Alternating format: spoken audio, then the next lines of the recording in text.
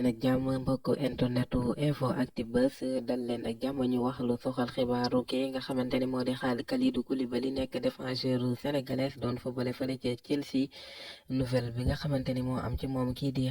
Kalidou Koulibaly transfert jóge fële ca Chelsea ngir wutali fi nga xamante ni moo di Arabie Saoudi signé ci équipe bi nga xamante ni mooy Al Hilal. moom Kalidou Koulibaly nag nekk africain boo xamante ni bu njëkk foofeele di waaye it gën seer li nga xamante ni mooy lu muy fayeeku ngir rek di doon ko fay foofee ci mu nekk ci Al Hilal maanaam 54 millions yoo xamante ni chaque jour dina ko gañe muy ñee juróom fukki junni mil wala boog juróom fukki junni waaw juróom fukk ak ñeent ci ay millions yoo xamante ni bis bu jot dina ko fayu moom kii di Kalidou Koulibaly loolee di tolloo ak 378 millions par semaine maanaam ay bis bu nekk semaine bu ne dina fayiku ñetti téeméeri millions ak juróom ñaar fukk ak juróom ñett loolee di toll ci weer wu nekk 1,6 milliard benn milliard bu toftal juróom benn téeméeri millions